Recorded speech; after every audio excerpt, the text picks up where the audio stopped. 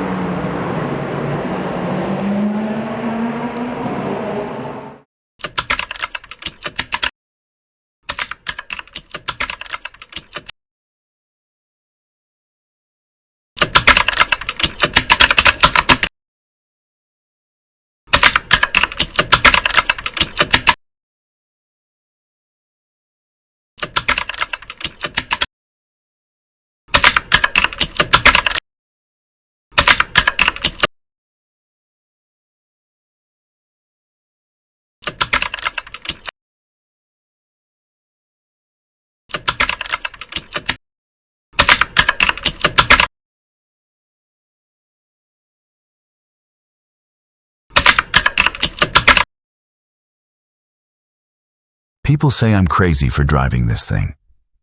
And maybe I am. No seatbelts, no roll cage, no fancy fire suit. Just me, a wool shirt, a leather helmet, and a machine that'll kill me if I make one mistake. The only thing between me and death is how fast I can think. And how hard I can hang on. But I ain't out here for safety. I'm here for speed. When the flag drops and she jumps off the line, that engine roars like it's tearing a hole through the world. And for a few beautiful laps, I feel alive in a way no one else ever will. It ain't about money. Lord knows there's not much of that. And it ain't about fame. Though the crowds sure make you feel like a god for a minute or two. No, it's something deeper. A pull. Like the faster I go, the closer I get to something no one else can see. But I ain't stupid. I know what could happen. One loose wheel, one gust of wind, one tiny crack in the steering arm, and I don't go home. That's why I wrote her the letter. My girl, Mary. She don't like to come watch. Says it makes her sick to think about. But she knows who I am. She knows I have to do this. Still, I left her that letter. Told her not to open it unless something happens. Unless I don't come back. I told her I loved her. That I'd never loved anything more than her except maybe this car, this life, this fire that burns in me to go fast. I asked her not to be mad. Told her that if this was how I had to go, then it was worth it. Because I died doing the one thing that ever made sense to me. You can live 100 years behind a desk and still never feel alive. But me? I've felt it. Every time I drop that throttle and the car shakes loose under me, I've felt alive. So yeah, maybe I'm crazy, but I ain't afraid. I know what I'm doing out here. And if the day comes when the car wins and I lose, so be it. Just make sure Mary knows I was never running from life. I was chasing it. During practice in 1953, Chet Miller hit turn 1 at over 140 miles per hour. In an instant, his front suspension failed. The car veered violently into the outside wall. It was a catastrophic impact. Metal twisted like paper, fuel hissed, tires flew. The cockpit offered no protection. There were no seatbelts, no head restraints, no crash walls. Only thin leather and steel separating bone from concrete. Chet Miller died instantly.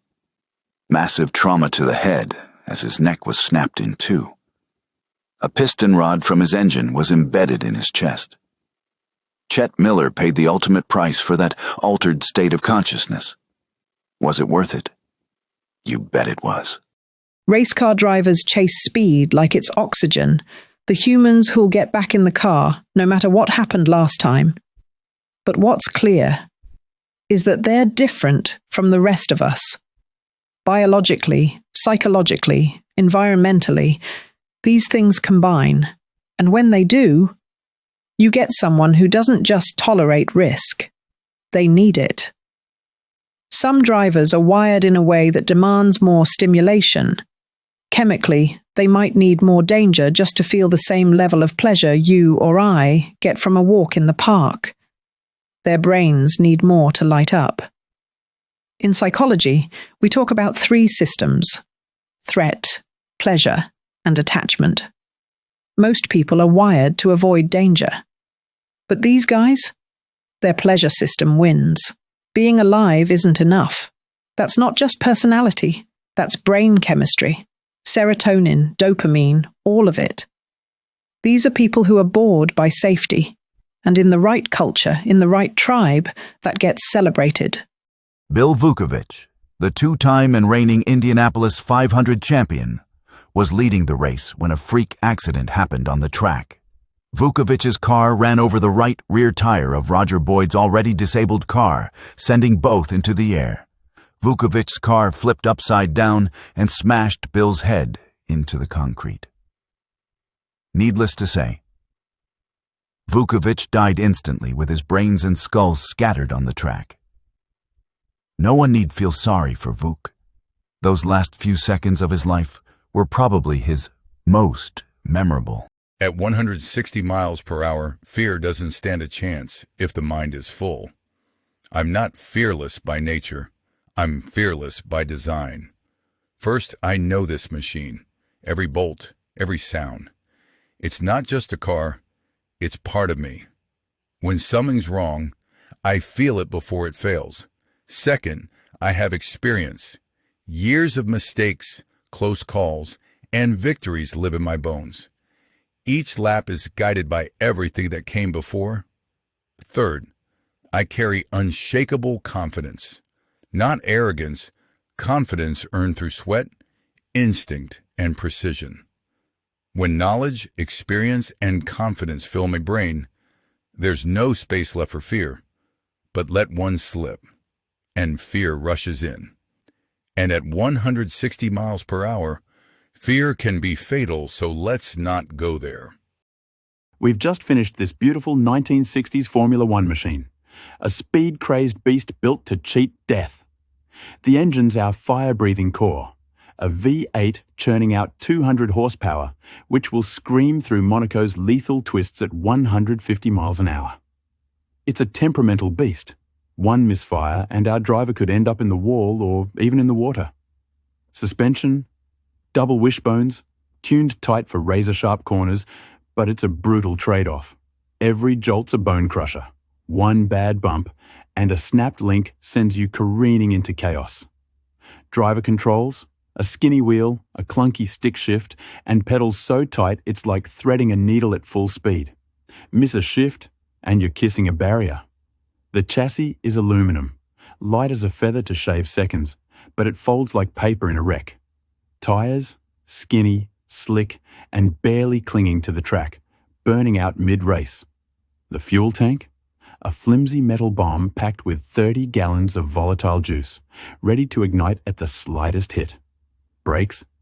Basic discs that fade under pressure, leaving you praying they'll hold.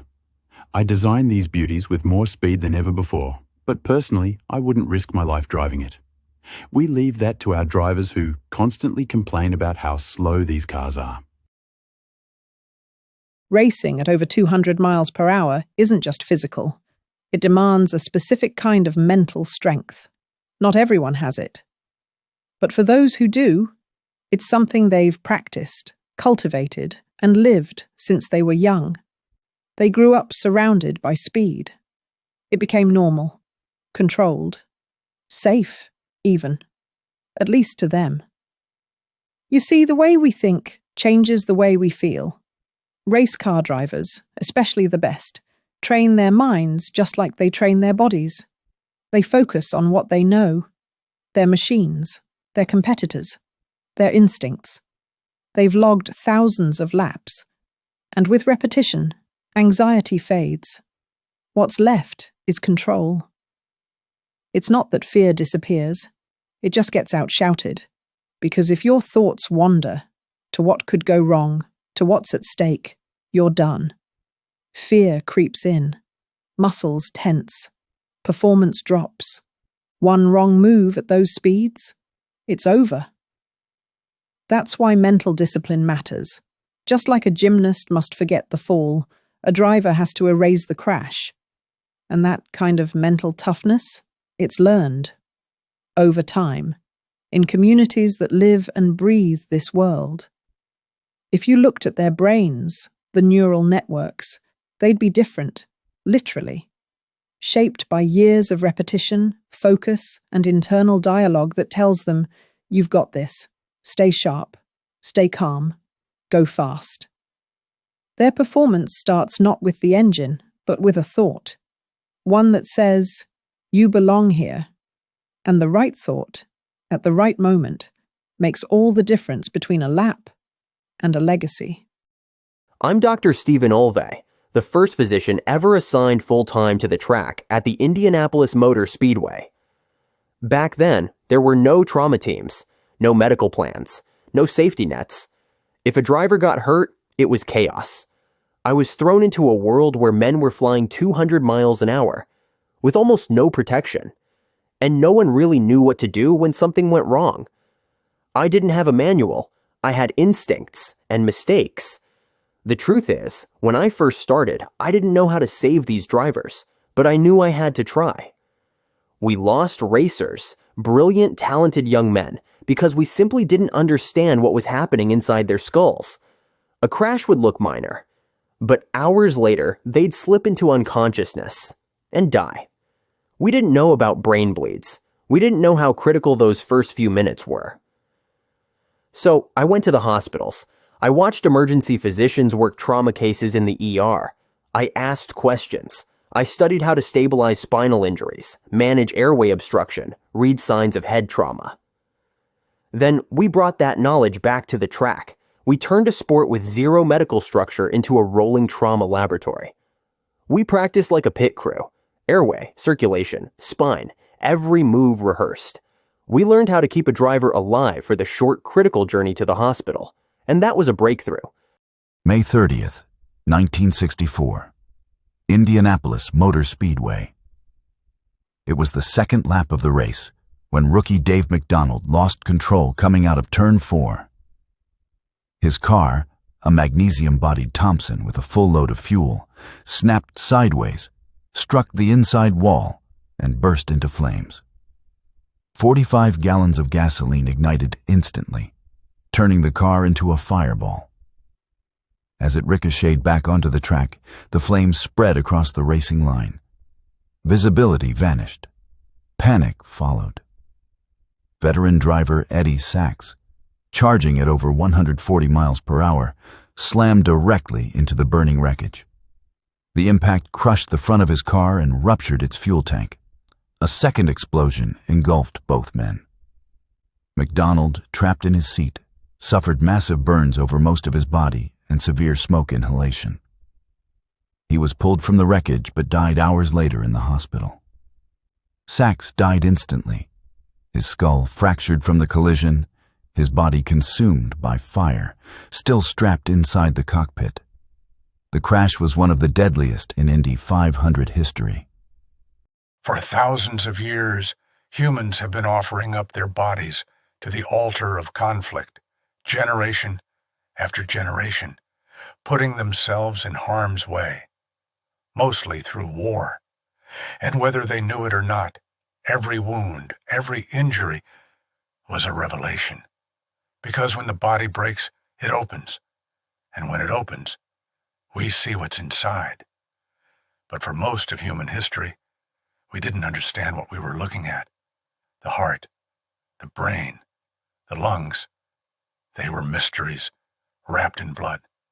It wasn't until the last 500 years that human awareness turned inward. We began to investigate, not just how we die, but how we live. Anatomy became inquiry. Curiosity met cadaver. And then came the Civil War. It was the largest unintentional medical laboratory the world had ever seen. Tens of thousands of wounded soldiers, broken, bleeding, and still alive, arrived in makeshift field hospitals. For young surgeons, it was a tidal wave of trauma and a terrible opportunity. With 50 men on stretchers waiting for surgery, these battlefield doctors had no time for textbooks. They had patients, endless patients, and they experimented. They amputated, probed, stitched, drained, and documented. They failed. They learned. And they changed the very nature of surgery. By 1868, just 3 years after the war ended, the practice of surgery had evolved more in that short span than in the previous century. The war was brutal, but it forced us to see the human body not just as a weapon, but as a system we could study, heal, and maybe one day save. In the grand arc of history, war has always revealed the body, but it took modern medicine to understand what it was saying. On the track, it's also a war between the human body and physics. The racing industry has learned the hard way that humanity will never beat physics. Humans can only coexist with the forces of nature. Once physics is respected and precautions taken, then humans can play their game with speed and now live to tell about it. I'll never forget that 1960 NASCAR race. 3 cars collided in a mangled heap, metal twisted like a nightmare. One driver was trapped inside, hurt bad, screaming for help. Those track firemen fought with everything they had, pry bars, sheer muscle, but that wreckage wouldn't budge. Desperate, they grabbed their electric saw, sparks flying as they cut. Then the worst happened. The gas tank was leaking, and those sparks ignited a fire. Flames roared, swallowing the car, and they were helpless. The driver's cries for help can still be heard. In the stands, George Hurst, an engineer, watched this disaster unfold. He knew there had to be a better way. Over the next few months, he poured his genius into creating the Jaws of Life, this hydraulic beast that rips metal apart without a single spark. This tool has saved over 30,000 lives to date, and it's on every fire truck in the country. From that racetrack tragedy came a lifeline we firefighters swear by, saving people from every wreck imaginable. I'm an Italian race car maker, and my machines, mio deo their poetry in motion, forged in fire and steel. In the 1960s, my Formula One cars were beasts. Their V12 engines howling with 250 horsepower, tearing down straights at 160 miles an hour, maybe more on tracks like Monza. Every curve, every gear shift was a dance with destiny. We crafted these cars to fly, lightweight chassis, slick tires gripping like gloves, suspensions tuned to hug the asphalt. They weren't just fast, they were lightning, outrunning the wind itself. But speed came at a price. These cars, they pushed beyond what any man could tame. I used to race, feeling the pulse of my own creations, the roar of the engine in my bones. But as we pushed the limits, 170, 180 miles an hour, I saw the truth. These machines were too wild, too unforgiving. A missed corner, a split-second lapse, and you'd be a fireball, a memory. I knew if I kept racing, I'd die. My heart screamed to stay on the track, but my head said, basta. I walked away, not out of fear, but to live, to keep building these magnificent beasts for braver souls. My cars still race, but I watch from the sidelines, knowing I crafted legends that outran even me. Oh, darling, I'm at Monaco in the 60s, and my heart's racing faster than these Formula One cars. The Grand Prix is pure magic. Those sleek machines screaming through the streets at 150 miles an hour, engines roaring like wild beasts. And the drivers? These young, gorgeous boys, tanned, fearless, with that devil-may-care grin. I'm absolutely mad for them. They're out there dancing with death, flirting with every hairpin turn, risking it all in those flimsy coffins on wheels. One wrong move, and poof, they're gone. But that danger? It's electric, it's alive, and I'm hooked. The parties? Oh, they're divine. Glittering nights with champagne flowing, surrounded by the most beautiful people. Drivers, playboys, starlets, all sparkling under the Riviera lights. I'm right in the thick of it, brushing elbows with men who stare down death and wink at it. Being so close to these gods who risk everything. It's thrilling. It's intoxicating. I live for the roar of the crowd, the scent of burning rubber, and those heart-stopping moments when the track explodes with danger. This is my world, and I'm never leaving this dazzling, death-defying party. Yeehaw, I'm just a good old Southern boy, and there ain't nothing like NASCAR to get my blood pumping. Every Sunday, me and my buddies pile into my Chevy truck. Man, I drive that thing near as fast as them race cars. Tearing down the highway at 80, maybe 90, whooping and hollering all the way to the track. Them stock cars, roaring at 150 miles an hour, dodging wrecks on them tight ovals. Brother, that's living. We leave the wives at home, 'cause, well, you never know who you might run into at the races, if you catch my drift. It's just us boys, swapping stories, sipping cold ones, and cheering for them NASCAR drivers. Real men, every one of them. Ain't nobody tougher than a fella who can sling a car around Daytona, inches from disaster, and come out grinning. Those drivers, like Fireball Roberts or Cale Yarborough, they're the kind of heroes I want my sons looking up to. I tell them, boys, you want to be a man. Drive hard, live bold, and never back down. NASCAR's where dreams meet guts, and I'm proud to be in them stands, living the wild life. Back in the 60s, I dove headfirst into the wild world of IndyCar racing, a brutal proving ground where crashes at 200 miles an hour taught us how to save lives. Every time a driver died, we didn't just mourn, we studied, we innovated. We figured out why and fixed it. Look at the numbers. As Indy deaths dropped, so did highway fatalities, lockstep, like a mirror. It's no coincidence. Those wrecks were our classroom, teaching us lessons we took to the streets. At Indianapolis Motor Speedway, it wasn't just me. I worked with Dr. Terry Trammell, a genius orthopedic surgeon, plus a crew of 6 or 7 nurses and eager medical students, all there for the chaotic month of May. We drilled for every nightmare, internal injuries, fires, deaths on the track. We asked, what if this happens? What if that? When a driver came in with a mangled leg, looking like it was lost, we leaned on lessons from Vietnam vets, doctors who'd seen worse in war. They showed us how to save that leg, and we built on it. Over decades, we kept pushing. When drivers started getting hit by flying tires, we fought for the halo, that big metal guard above their heads.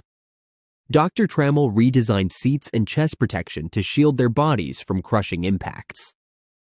Every year, the cars got safer, the drivers tougher to kill. Back in the 60s, it was trial and error, just me and a few others piecing it together. But those early days at Indy, those crashes, they rewrote the rules of emergency medicine, saving thousands on tracks and highways alike. That's the legacy we built, one life at a time. In motorsports, we obsess over the car. Every bolt, every data point, every sensor calibrated to perfection. But what about the driver? What about the machine behind the machine? Why aren't we monitoring the most complex system on the track? It's not the engine that pulls a car out of a spin at 230 miles per hour. It's the driver's mind, their heart rate, their arousal response. That subtle dance between tension and flow. Because inside every elite performer, every gymnast, every free throw shooter, every race car driver, there's a delicate calibration. Too much tension, and performance collapses. Too little, and you lose your edge. The goal is flow, that elusive state where thought and action blur, where the body responds faster than the brain can keep up, where the athlete isn't thinking, they're just doing. And here's the catch. Most athletes never learn how to enter it on command. Some stumble into it, others train for it. But few really understand it. Race car drivers, the good ones, they live there. They've practiced their internal dialogue the way a pianist practices scales. They know their machines, their competition, the rules of physics and risk. Their neural networks aren't built overnight. They're forged through repetition, immersion, and failure. And that failure, that's the key. See, elite performers don't fear failure. They mine it.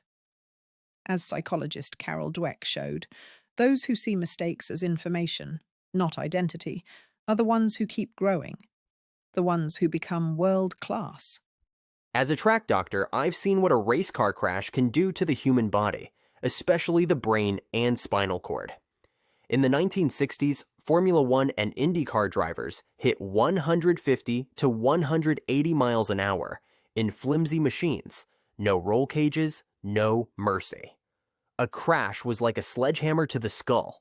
The brain slams against the inside of the cranium, bruising, swelling, or bleeding. Traumatic brain injury in an instant. Concussions were common. Severe ones left drivers dazed, vomiting, or unconscious. Worse, a high-speed impact could shear delicate neural connections, causing permanent memory loss or personality changes. Fatal hemorrhages weren't rare. Blood pooling in the brain could kill in minutes. The spinal cord, just as vulnerable. A head-on wreck or rollover could snap the neck or crush vertebrae, severing the cord's fragile nerves. That meant paralysis, partial or total, or death if the injury hit high enough to stop breathing.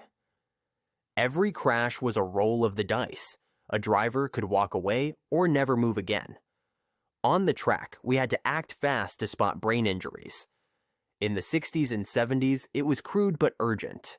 We'd check their eyes, unequal pupils, or sluggish response to light-screamed brain trauma. We'd ask simple questions. What's your name?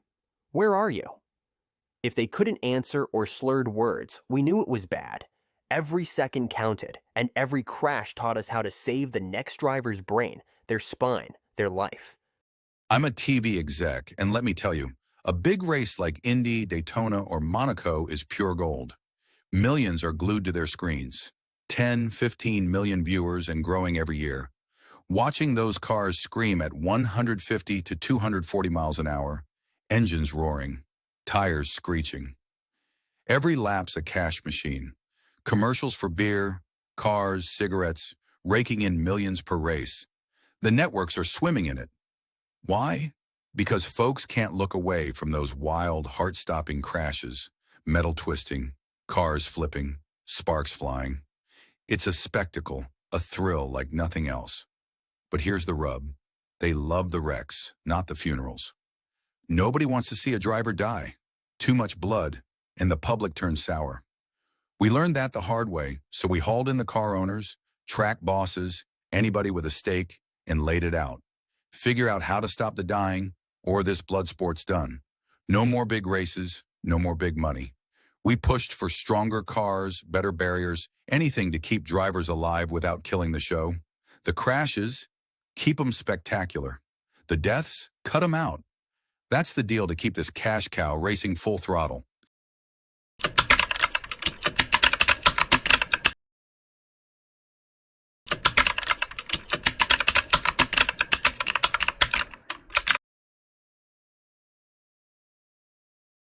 The first chapter of One Step Ahead rips the curtain off a wild truth that burns hotter than a 1960s racetrack. Some folks are born with brains that scream for chaos, craving a heart-pounding, 200-plus-mile-an-hour rush to feel truly alive. In the 60s, Indy, Formula One, and NASCAR drivers strapped into flimsy, fire-prone death machines, their minds wired for extreme stimulation. One slip on those screaming tires, one spark from a busted fuel tank, and it's a blazing wreck, bones shattered, lives snuffed out in a heartbeat. The drivers didn't care. They needed to go fast. Society is hooked on their madness. Crowds packed the stands, eyes wide, hearts racing, feasting on the chaos of metal-crunching crashes. We crave the spectacle, but we slam the brakes at death. A bloody nose, bring it on. A coffin, unacceptable. Racing was and is a cash cow, spewing millions from rabid fans and sponsors, and that money roared one command: keep those drivers breathing. So the medical world rolled up its sleeves, pulling off miracles to drag these daredevils from fiery wrecks to trauma centers, still kicking. Chapter 1 lays bare how a handful of thrill-chasing souls sparked a revolution that redefined saving lives, one bone-rattling crash at a time. Chapter 2 unveils the real game-changer. Those trackside wizards didn't just save drivers, they forged the 911 system that rescues us all today. Every time you dial for help, tip your hat to those dead and injured race drivers. Also, the race cars are so incredibly safe now, no one even gets a hangnail. Chapter 3 takes us to the spark that lit this fire. Roberto Guerrero's 220-mile-per-hour crash, a 17-day coma, and the genius of track doctors who snatched him from death's grip, proving the medical miracles born on the asphalt. One step ahead is the story of a group of humans who needed to go fast and another group of humans who were ready to catch and fix them when things went terribly wrong. Please buy your ticket to the show now and help us produce chapters 2 and 3. Marbella Studios is also seeking additional sponsors, investors, and distributors for a worldwide audience of One Step Ahead. Dive into One Step Ahead and feel the roar of the early racetracks, where daredevils chased thrills and sparked a life-saving revolution. This gripping story of guts and glory will leave you breathless. Loved it?